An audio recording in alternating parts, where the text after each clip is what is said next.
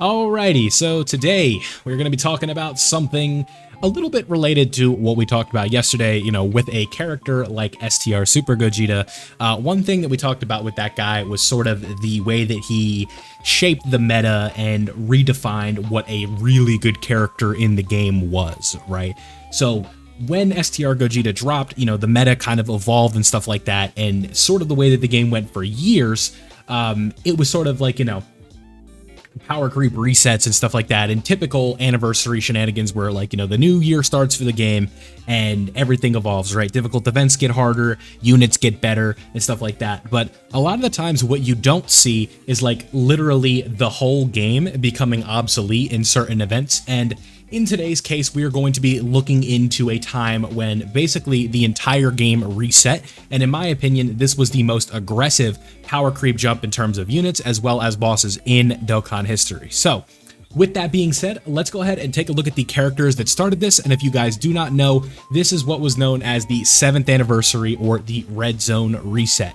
So let's get started with the first culprits, and it's going to be the characters that released during the 7th anniversary, and these were known as the LR Super Saiyan 4s and the LR Gods. Some people called them just the LR 4s and the LR Gods, but we're going to be talking about them as the 4s and Gods moving forward. So I just want you guys to understand that is what, when I say 4s, this is who I'm referring to. When I say Gods, this is who I'm referring to. So we're all on the same page. Capiche? Let's go.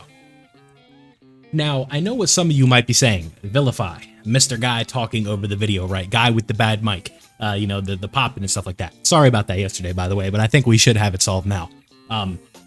What made these characters so good, right? Why did it feel like these characters were so much better than the rest of the game? Well, let me go ahead and explain to you, right? You might just think this is a common case of the anniversary LRs being better than the rest of the game, but this is definitely not the case. This is a case of it being very, very extreme. Right?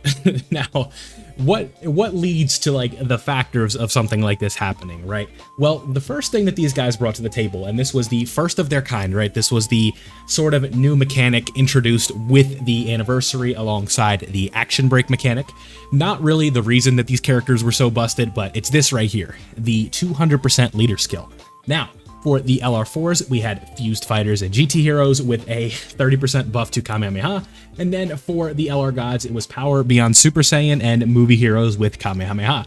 Now, these were the two best teams in the game, the two best sets of leader skills, heading all the way up until about Tanabata of 2022, but that's not going to be important for this video. So right away, we have two characters who are offensively better than everything we've seen, defensively pretty good, but they did have a bit of an issue on turn 3 where they guard for their first turn on appearance. They also brought intros in the game. So with their intro, they get like a guard for the first turn, and then with the guard for the first turn, the next time you see them, that guard is going to wear off. So on turn 3, these guys had a bit of a reputation for taking more damage than you probably want them to, and that led to it being a little bit of a problem. But with these characters in specific, with them being so like just overpowered offensively, so stout defensively, with damage reduction that this character had when you transformed and you got rainbow orbs, this character got dodge chance with rainbow orbs when you were transformed. They had, like I said, the action break right here nullifies enemy actions. It's this icon. If it was a healing, if it was an AoE, if it was a super attack, if it was a normal attack, whatever the first action is of the enemy, after these guys attack, it is going to be broken. So the enemy is not going to be able to do anything, and that is going to be very helpful for them.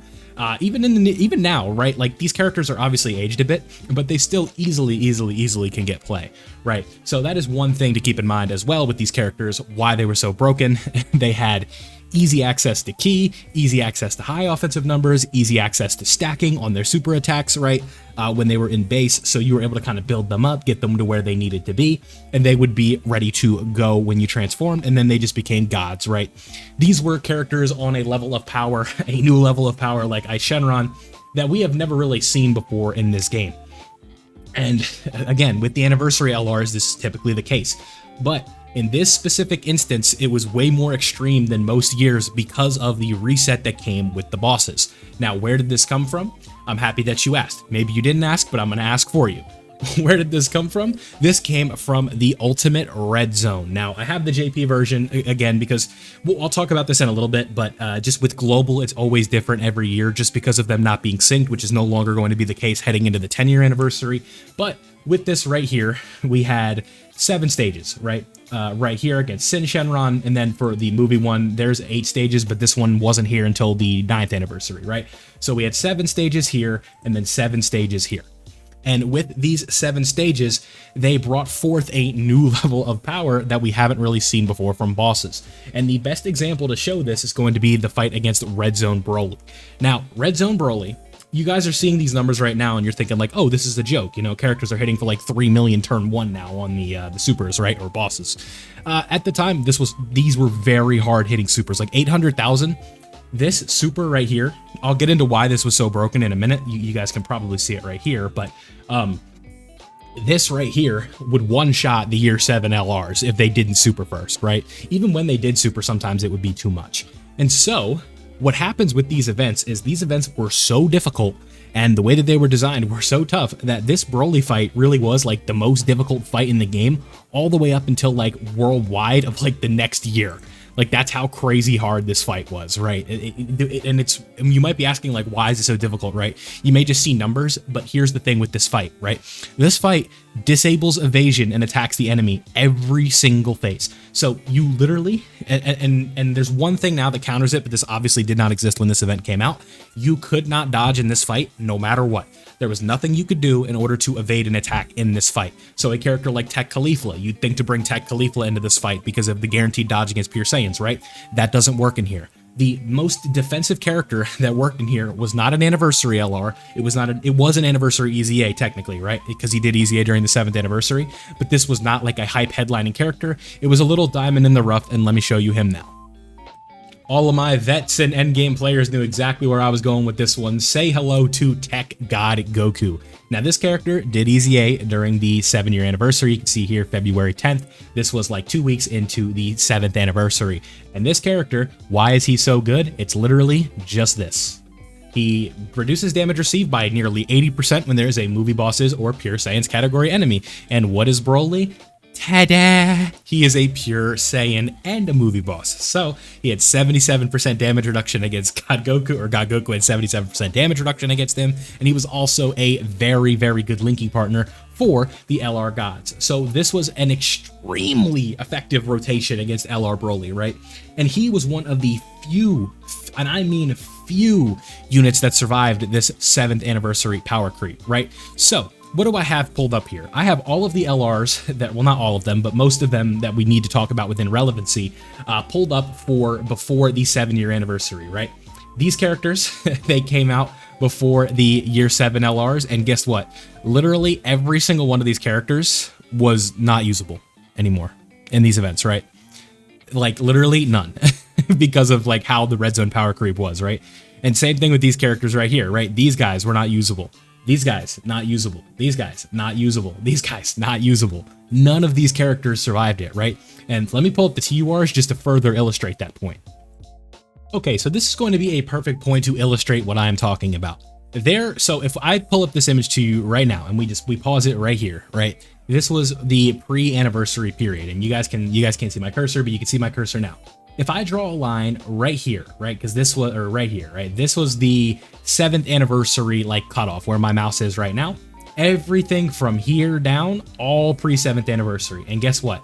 There's one character, one single character that survived this 7th anniversary reset.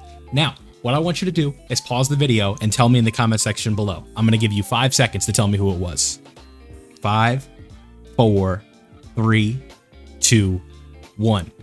If you guessed the int androids, I'm kidding. It's these androids right here, right? This was the only character out of this specific like screenshot that we're looking at that made it out of the 7th anniversary, right? And that was literally just because of their Ghost Usher, and this was just a cheesy mechanic that kind of made them age a little bit better than they should have.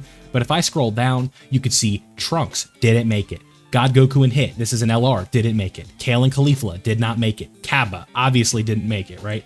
We're not talking about Sparking Zero Kappa, right? This is a little different, but Full Power Frieza didn't make it, right? Like, so many characters in here just did not make the cut. Janemba, barely. This third form Frieza didn't make it. The GT characters, Super 17, Goku and Piccolo, right?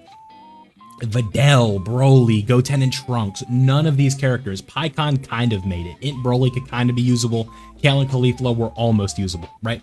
None of those characters survived that jump and power creep, and that was sort of where things were at, right? Where the Anniversary LRs were just so dominant, and the Red Zone power crept these characters so hard that it was very, very tough to make teams of like with older units, right? Just because that's how the game sort of works, right? So you were kind of put in this position where you wanted the 7th anniversary LRs, you needed to have God Goku, and then eventually the year 4 LRs, Easy 8, and those characters were really good to run on teams, right? There were just so many things that happened in Dokkan that it made a lot of these characters obsolete, right? So with that being said, this was more of a JP issue because if you guys don't know, with the global anniversary, it comes in July compared to January. And what did global have for the Red Zone? Oh, let me tell you, they had this guy, and that was Captain Ginyu. Now, Captain Ginyu, if you guys don't know, the Ginyu Force was just bat-ish crazy good. This was an insane Dokkan Fest release. And his team had 2 banner units that well supported him. It had free-to-play characters that worked out very well, and it just overall made for an easier experience because there was a whole, big set of releases, right? There were Golden Week characters, there were Saiyan Day characters, there were the Ginyu Force, just a lot of different units that Global has at their disposal, and therefore it's always going to feel easier around Anniversary just because they have extra tools to play with than JP did. But with the 10th Anniversary coming up, and kind of why I made this video, it is just to show that the sync is going to kind of get rid of this. And there was also one toy that Global had that JP didn't as well for the Red Zone, and allow me to introduce you to Raditz. Now, Raditz, this character was amazing, and everybody was just super excited about him. He came out on April Fool's because he was a joke. So leave a like if you enjoyed, subscribe if you are new, and I hope you guys enjoyed this kind of look back on more history. I really like doing these videos and talking about these periods just to preserve what we have with Dokkan and stuff like that. So thank you guys for watching, and I'll see you all in the next one.